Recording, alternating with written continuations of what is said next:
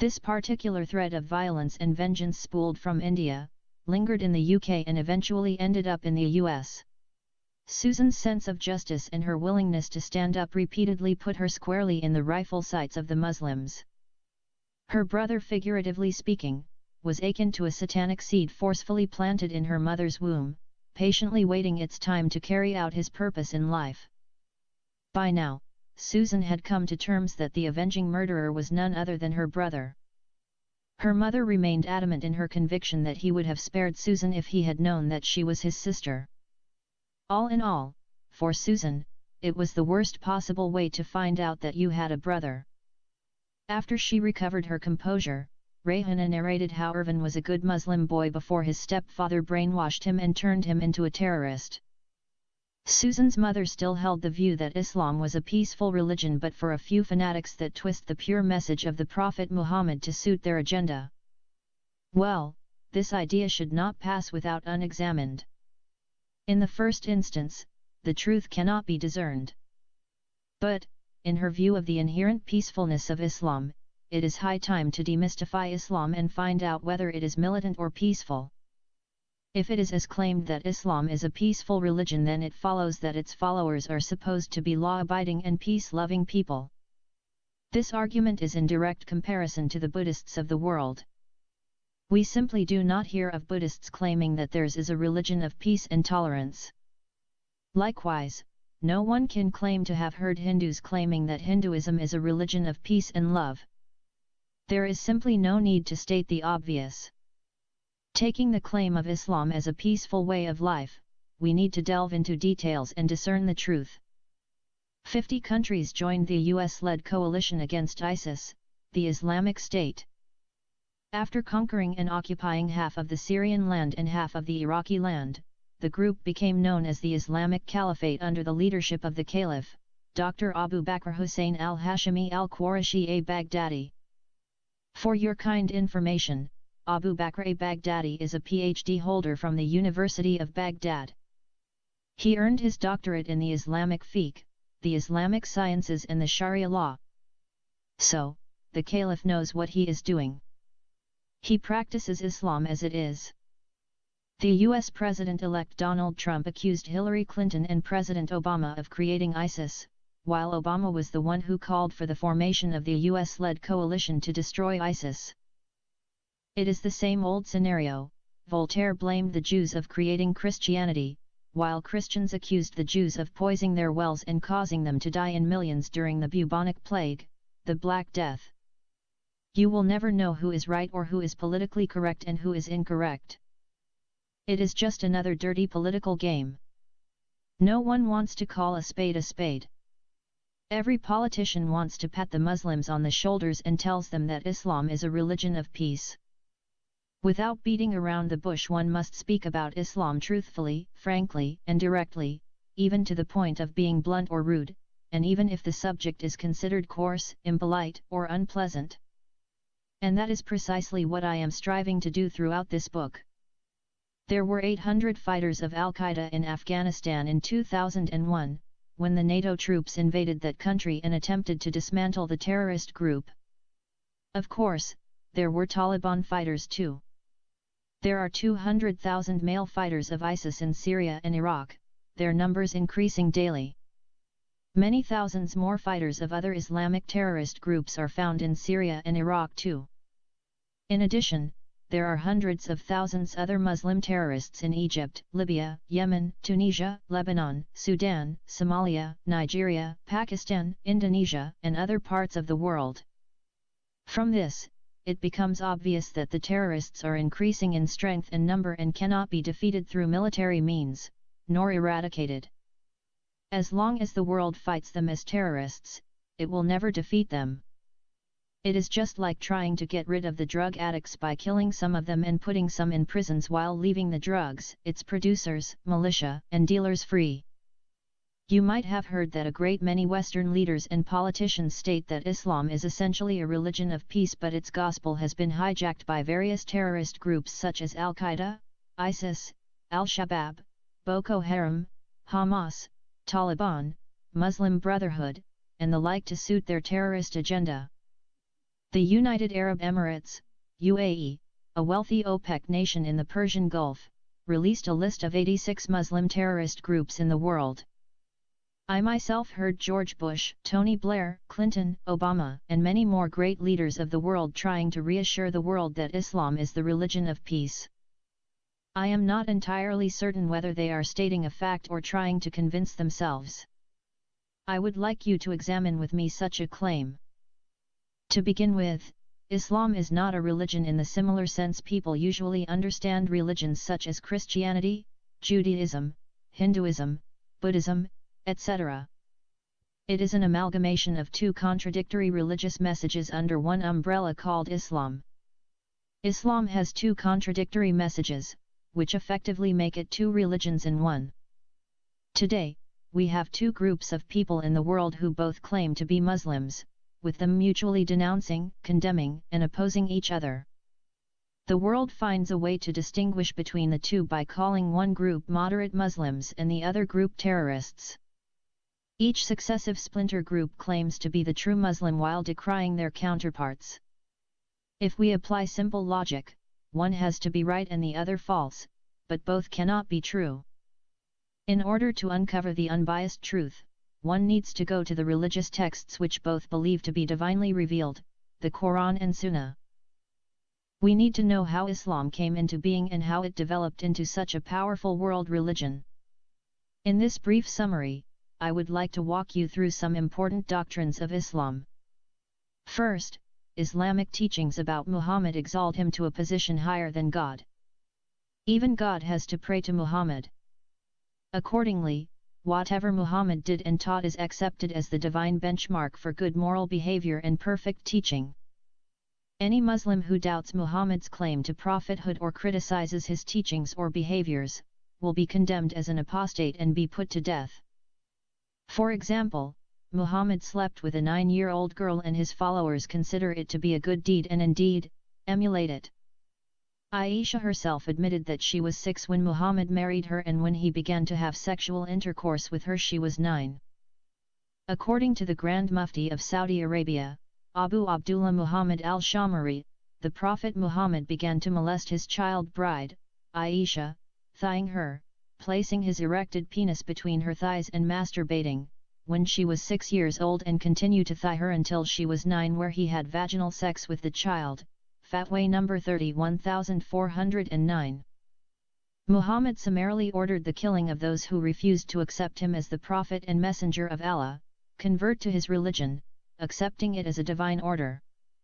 This is exactly why each and every Muslim is ordered to kill infidels if they reject the message of Muhammad.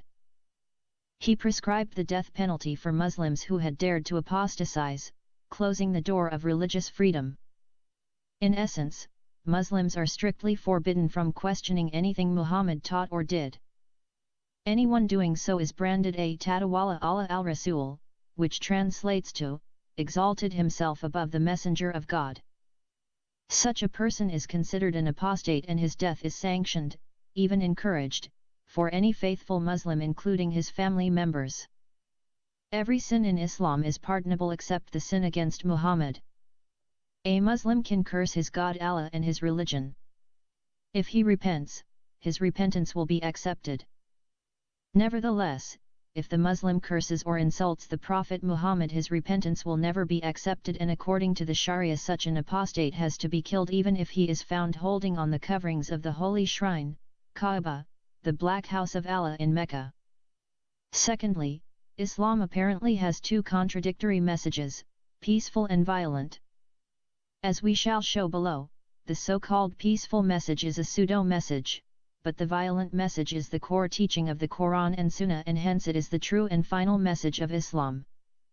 According to all schools of Sharia the followers of the later message are the only true Muslims. In part 4 of this series, I have explained thoroughly how Muhammad was convinced by his first wife, Khadija, and her cousin, Waraka ibn Nawfal to lay claim to being Allah's prophet.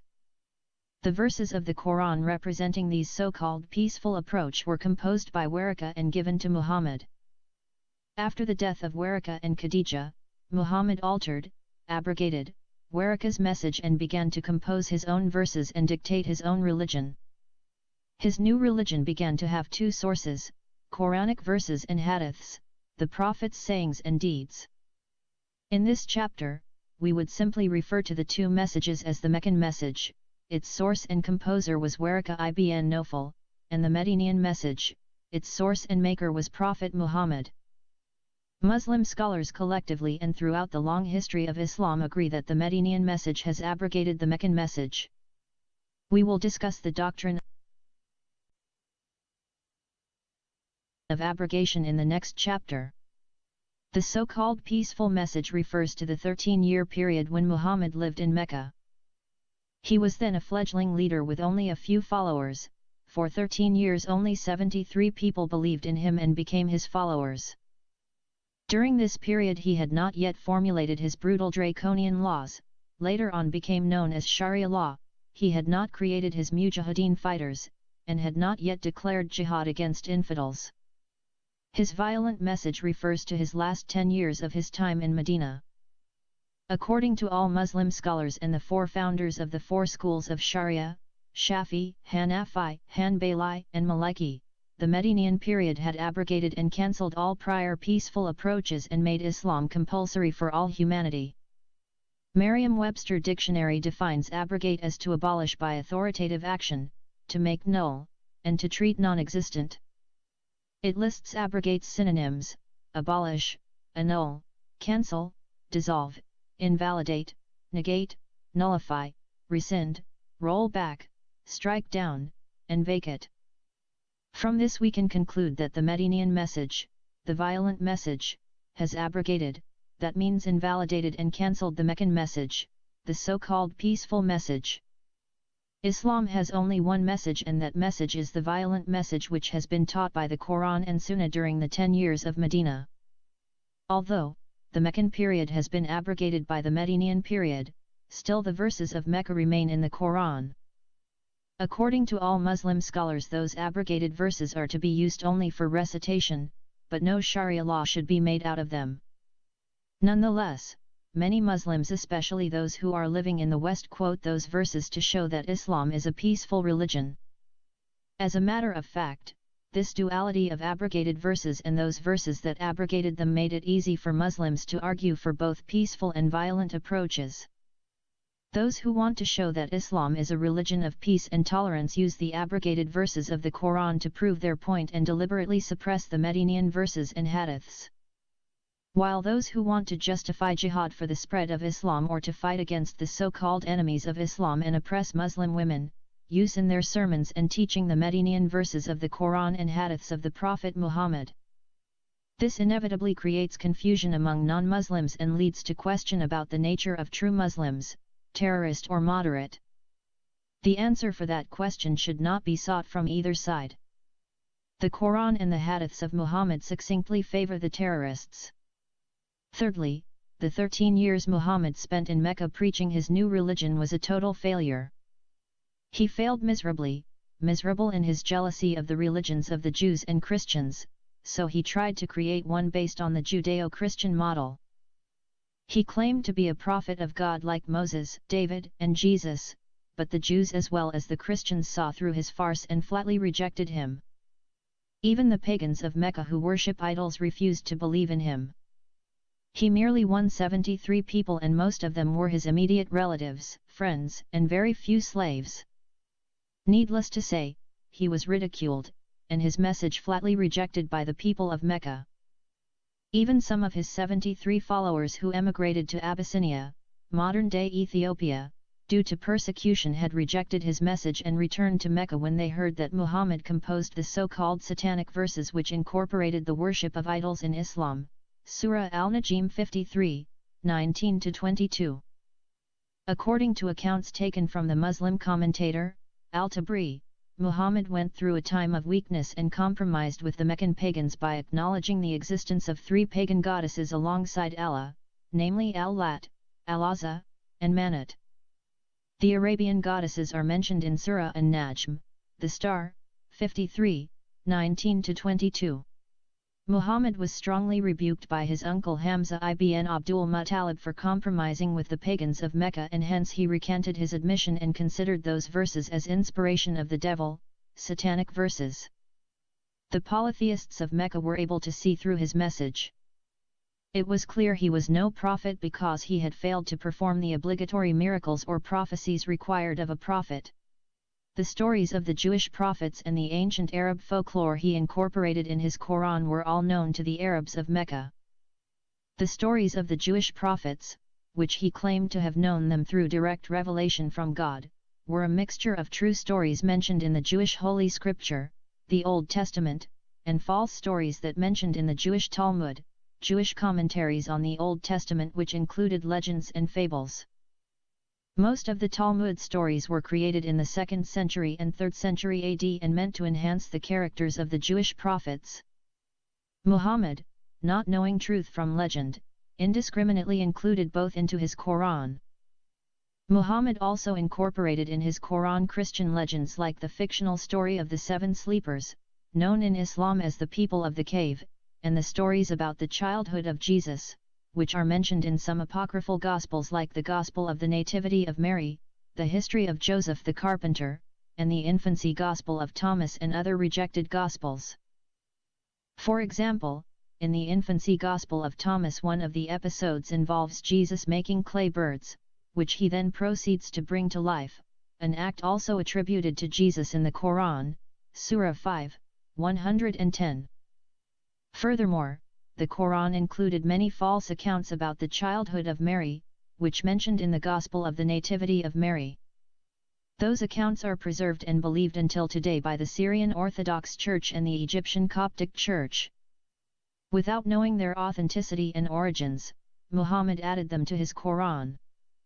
In actual fact, Muhammad was much influenced by the Arab Christians and Jews of his time. He traveled many times to the Levant, Greater Syria, today Syria, Jordan, and Palestine, while he was working as a hireling on the trade caravans of his first wife Khadijah. She was the one who convinced him to make his false claim of prophethood. During those trips, he heard many stories from the Arab Christians and Jews of Levant. The composer of the Quran at this stage did not read the canonized 66 books of the Old Testament and the New Testament, but depended on folklore, told by commoners by the wayside. Muhammad's ignorance was evident when the residents of Mecca sought the help of some of the Jews of Medina. The Jewish rabbis of Medina told the Meccans to ask Muhammad 3 questions in order to test his knowledge. It was an open exam for the Meccans, because the questions and answers were revealed to them by the Jewish rabbis. The Meccans asked Muhammad to tell them what he knew about Dhul-Qarnayn, Alexander the Great, the 7 sleepers of the cave, and the nature of the spirit. Muhammad promised to answer the following morning after God would reveal his will through the angel Gabriel. Instead of a day, he took 14 days to answer the 3 questions. Most probably he spent 2 weeks searching for answers among his relatives, friends, and other people. Even Waraka was clueless. When his God-revealed answers came back, his ignorance and falsehood was exposed. He could no longer claim to be the prophet of God. With this abject failure in tow, he immigrated, fled to Medina, and there he changed the peaceful approach into a violent one, which made the acceptance of Islam compulsory to everyone. Muhammad's first 2 answers are in the Quran, Surah number 18, which known as Surah Al-Kahf. With regard to the 7 sleepers of the cave, he failed to tell the number of the sleepers and added a dog to their number, which was not part of the original legend. He mentioned in the Quran that some people testifying that there were 3 sleepers, others swearing that there were 5, and even others, 7, with God only knowing their number. Notice that this is supposed to be God speaking. In other words, God is telling Muhammad and the Meccans that only God knows their number. God guessed that they slept for 309 years, but only God knows for how long they slept. Surah Al-Kahf 18, 8-26. God is saying, as far as I know, they slept for 309 years, but only God knows how long they slept. It is hilarious. In actual fact, the story of the 7 sleepers of the cave was an ancient legend mentioned by a Syrian Christian bishop called Jacob, who lived in the Syrian town of Sarug. Jacob, 451 to 521 AD, derived it from an earlier Greek source. Aristotle mentioned it in his writings too. This story made its way to Europe and became a well-known fable. Washington Irving adapted it in his famous novel, Rip Van Winkle, 1819. Neither the New Testament nor the Old Testament ever mentioned such a story. The Syrian legend said they were 7 sleepers and slept in a cave for 200 years. According to the legend, they were 7 Christians who fled from the Roman persecutions at the time of Emperor Decius and took refuge in a cave in Ephesus. God miraculously caused them to sleep for 200 years. When they woke up and returned to the city, they were astonished to see the Christian churches displaying crosses everywhere. The God of the Quran does not seem to know their number and the duration of their sleep or where they lived. Muslim historians and scholars have great trouble identifying the legendary figure mentioned in the Quran as Dhul Qarnayn. The majority of traditional and modern Muslim scholars have generally equated Dhul Qarnayn with Alexander the Great, Alexander III of Macedon 356–323 BC. Modern scholars find difficulty in identifying Dhul Qarnayn with Alexander the Great. In more recent times, some Muslim scholars have suggested other alternatives, for example that Dhul Qarnayn might be Cyrus II of Persia 576–530 BC. Both Alexander and Cyrus were pagans, and the Dhul Qarnayn of the Quran portrayed as a righteous man and a prophet who spoke directly to God. In order to solve this riddle, some new scholars come up with a third alternative. An Islamic scholar known as Muhammad Akbar claims his research based on the Quran reveals that Dhul Qarnayn is the second name of King Solomon, just like Jacob is later called Israel. However, there is not a single source, either Jewish or Christian, has ever mentioned that King Solomon was also called Dhul Qarnayn. Yet, other modern scholars identified him with the Byzantine Emperor Heraclius, 575–641 AD. Alexander the Great was known to the Arabs of Mecca and the Jews of Medina as Dhul Qarnayn, the two-horned one, because he used to put 2 horns in his head and because his image on his coins appears with horns. While attempting to answer the second question, Muhammad's Quran made Alexander the Great the prophet of Allah who spoke directly with God, Surah Al-Kahf 18, 83–98. The second caliph, Omar ibn al-Khattab, considered Alexander the Great an angel of God. Actually, Alexander the Great lived and died as a polytheist. He burned down the entire city of Ephesus because its inhabitants refused to allow him to offer animals as sacrifice to his idols. According to the Quran, Alexander the Great was able to reach to the end of the world and saw the sun setting in a hot muddy well. So, according to the Allah of Muhammad, the sun has a setting place at the end of the world and at nightfall, rests in a muddy hot well. The Quran records that Alexander the Great had built a huge wall between 2 big mountains and imprisoned the 2 demons, Ya'juj and Ma'juj, biblical Gog and Magog, and their people. This last fable was taken from obscure Persian traditions. References to Alexander may also be found in the Persian traditions.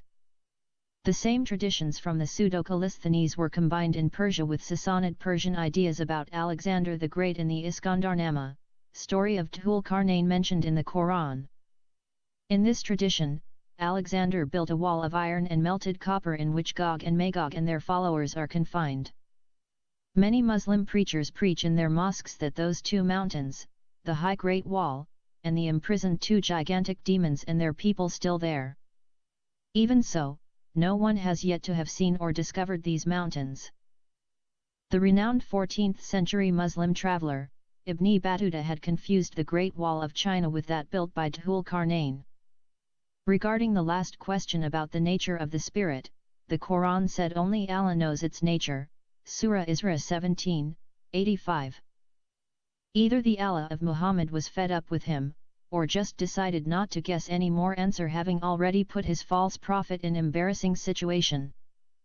When his 3 answers, which are supposedly revealed by God through his faithful angel Gabriel, are recorded in the Quran in Surahs 17 and 18, Al-Kahf and Isra, Muhammad failed miserably to give correct answers and hence exposed his falsehoods. Regardless, Muhammad refused to admit to his lies. Up to this point, he failed to prove his claim as prophet of God since he could not perform any miracles, he could not utter a single prophecy, and showed considerable latitude in his creativity with historical facts. Instead of accepting defeat, Muhammad challenged the people of Mecca to produce some verses or one single surah like his Quran. Through this challenge, Muhammad committed the fallacy of petitio principii, begging the question. The fallacy of petitio principii is committed when someone attempts to prove a proposition based on a premise that itself requires proof.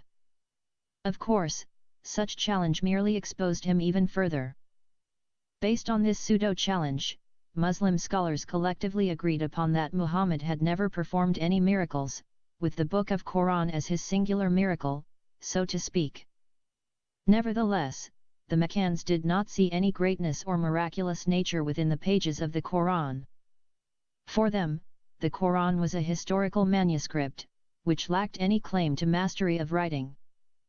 It is essentially a repetitive book, lacking honesty and historical authenticity, without proper chronological order, is full of contradictions, full of confusions, full of grammatical mistakes, full of legends and fables, and full of plagiarisms. Many of its verses went missing after the death of Muhammad and have never been recovered to this day. According to the testimonies of prominent followers of Islam such as Aisha, Omar ibn al-Khattab, Osman ibn Affan and others, many verses and complete surahs were lost forever. The author of the Quran, Allah of Muhammad, has confused many historical stories and events. Just to mention few, the well-known confusion of Mary, the mother of Jesus, with Mary, the sister of Moses and Aaron and daughter of Imran, the confusion of the minister Haman of the king of Persia Ahasuerus mentioned in the book of Esther with the minister of King Pharaoh of Egypt at the time of Moses, and the exodus of the children Israel through the divided sea, and the confusion of the father of Abraham, Terah, with his chief servant Eliezer. The claim of the Quran that when Moses went to the mountain of God to receive the 10 Commandments, his brother Aaron was deceived by a Samaritan, convinced him to make a calf for the children of Israel, falls apart when it was shown that the city of Samaria did not come into existence until hundreds of years later. How could there be a Samaritan man at the time of Moses and Aaron, when it is well-known historical fact that the city of Samaria did not yet come into existence until the children of Israel conquered the Canaanites and took possession of the Promised Land, present-day Israel? After the death of King Solomon, his kingdom was divided into the southern kingdom known as Judea, its capital was Jerusalem, and the northern kingdom called Israel, and its capital was Samaria. After the Babylonian captivity, the people of Samaria were called by the Jews Samaritans. Remember the parable of the Good Samaritan which told by Jesus in the Gospel of Luke chapter 10, verses 25 to 37. After the death of Waraka, the message of the Quran underwent drastic changes. The new verses of the Quran lost their magical tone and poetical charm. They were no longer short and full of rhythm. They became lengthy and boring. They were penned in plain vernacular Arabic, the type written by laymen. Before the death of Waraka and Khadijah, the only source of the new religion was the Quran, but now a new source was introduced known as the al-Ahadith, sayings and deeds of the Prophet Muhammad. They also considered to be divinely revealed and have the same religious and legal binding as the verses of the Quran. The Quran also endorsed the divine origin of the hadiths and said about Muhammad, he does not speak out of low desires. It is not but inspiration inspired, Surah Al-Najm 53, 3-4. Muhammad could now dictate his new laws by using everyday ordinary street language, which is spoken by anybody. The initial peaceful approach was abrogated and replaced by a violent approach. Accepting or rejecting the message of the new religion was no more a matter of choice. Everyone in Arabia had to become Muslim or suffer death. After this new development, Muhammad claimed that he had been commanded by Allah to fight and kill people until they accept his new religion. An exemption was made for the people of the book if they agreed to pay the jizya in gold. Nonetheless, the encounter of Muhammad with the Jews revealed that this exemption, if any, was rarely implemented. Everywhere his followers went, they killed Christians and enslaved and raped their women and children and confiscated their properties. For a short period, Khadija supported her husband and encouraged him to continue his mission as a God-sent prophet. From this point, Muhammad started to create his own verses for the Quran. He decided its direction, and the content of his messages. Should he to continue the peaceful approach initiated by Waraka or change his direction and invent his own course of action? Muhammad decided to turn the tide and proceed in the opposite direction. He was clear that Waraka's peaceful approach did not gain many followers. People of Mecca only ridiculed him and flatly rejected his message. They told him to his face that he was an impostor, sorcerer, and madman. They also told him that the stories of the Jewish and Arab prophets who were already known to them. Some of them began to attack him physically. There was a story of a powerful Arab woman who came with an axe to kill him because he insulted her through his Quran. In fact, after Waraka died, the Quran lost its charm and moral standards, beginning to use vulgar language in the context of its opponents. For example, one man called Muhammad madman. The Quran responded by calling that man son of a bitch, Surah Kalam 68:13. After the death of his first wife, Khadija, Muhammad suddenly became a violent and tyrannical ruler. With the death of Khadija, the spirit of Jezebel lost control of the new prophet, and the violent spirit of the Babylonian god Baal or Marduk took over. Baal, also called El, was known to the polytheist Arabs as Ilah,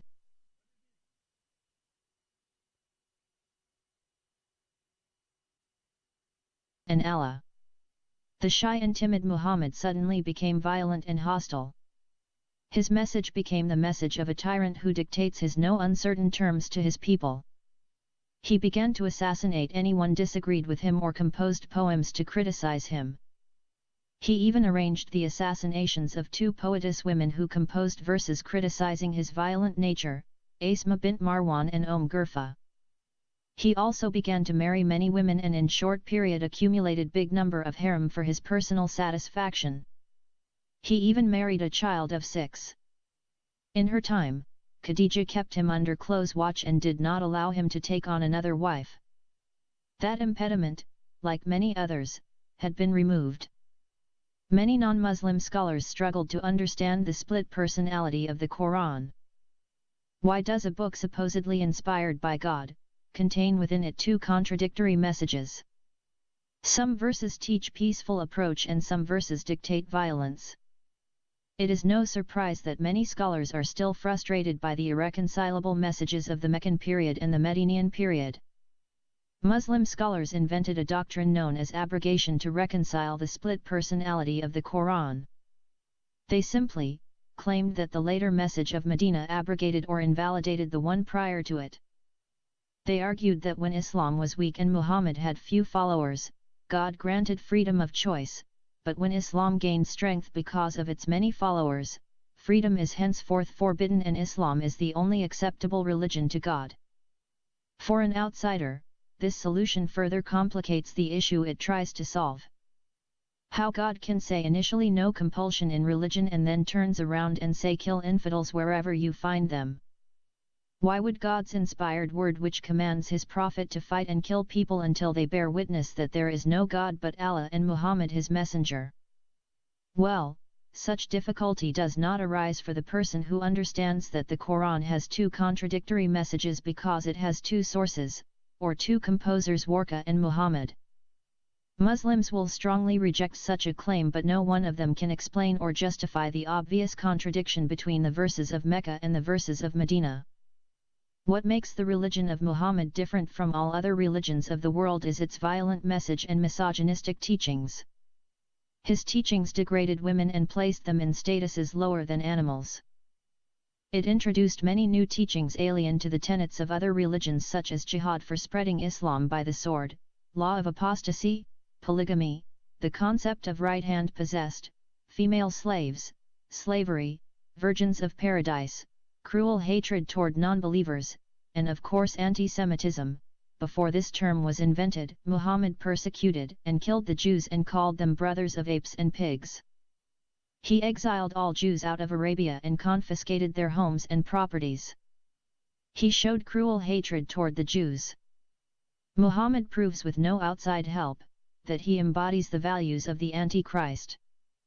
He also showed that he was completely controlled by the devil through the violent religion he and his followers spread all over the world, resulting in the deaths of 80 million Hindus and 60 million Christians during the Islamic conquests or invasions.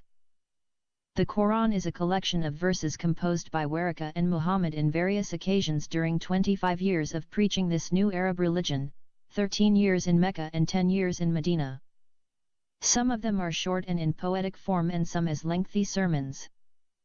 For example, the longest surah of the Baqarah, surah number 2, and has 286 verses, except one single verse 281, supposedly revealed during the farewell pilgrimage, was composed in Medina. It also includes the single longest verse in the Quran, Surah 2, 282.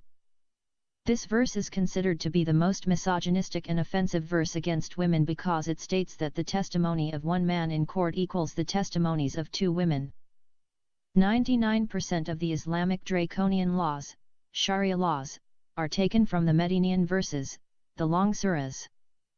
Islam did not become a distinct religion until Muhammad fled to Medina and began to formulate his new laws and formed his mujahideen fighters and started to attack other tribes and cities and later on countries. The present Quran has neither beginning nor ending. Its verses are scattered in the book in a chaotic fashion. There is no way for the reader of the Quran to know which verse came before which verse and which surah was supposedly revealed before which surah. The verses and the surahs are not arranged in chronological order. The stories and events of the Bible are arranged in a chronological and sequential order. But, the stories and events mentioned in the Quran without telling which story or event happened first or where they took place. There is no chronological order, no geographical location, and no historical information. It is just like a story that its beginning put in its end, and its end placed in its middle, and its middle scattered in chaotic fashion all over the book. Sometimes it tells you about Moses and Aaron, then it jumps to the story of Adam and Eve, and suddenly it shifts to Noah and the flood, then returns to Moses and Pharaoh, suddenly Abraham breaks all the idols of King Nimrod, then Jesus performs a miracle when he is just 1 day old and that by speaking perfect Hebrew language. After that, it goes to David and Goliath.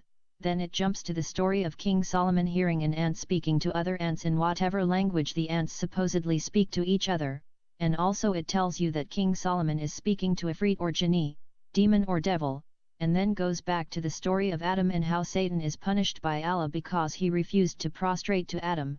Then it picks up a story of an Arab prophet called Salih from the Arab folklore who had a she-camel that was born without a father or a mother but it came out of a rock.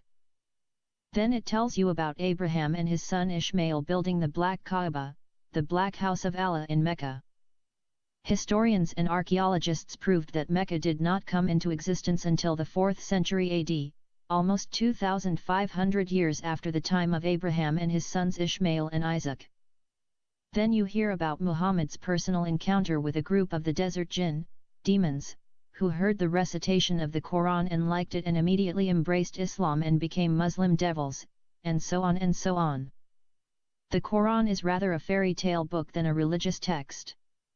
If it isn't for the hadiths and many commentaries, no one could understand a single page of that obscure book. Not one of Muhammad's hadiths or his biography was written down during his time on earth. It was verbally handed down for 200 years after his death. Muslim scholars claim that for 200 years the Sunnah and biographies of Muhammad and his immediate companions were passed from mouth to mouth and always committed to memory. When Muhammad failed to convince the people of Mecca, he fled to Medina along with his friend Abu Bakr al-Sadiq. He knew that without any divine power, he would not be able to provide the requisite miracles or prophecies expected by the inhabitants. Thus the time for the peaceful approach reached an end and the new message of Islam now centered on a violent approach. Islam became compulsory and the only acceptable religion to Allah. If Muhammad did not declare jihad against infidels, make Islam compulsory for everyone, allow his followers to possess the women, children, slaves, properties, cattle, and lands of unbelievers, or infidels, and come up with the law of apostasy, we would not see a single Muslim today.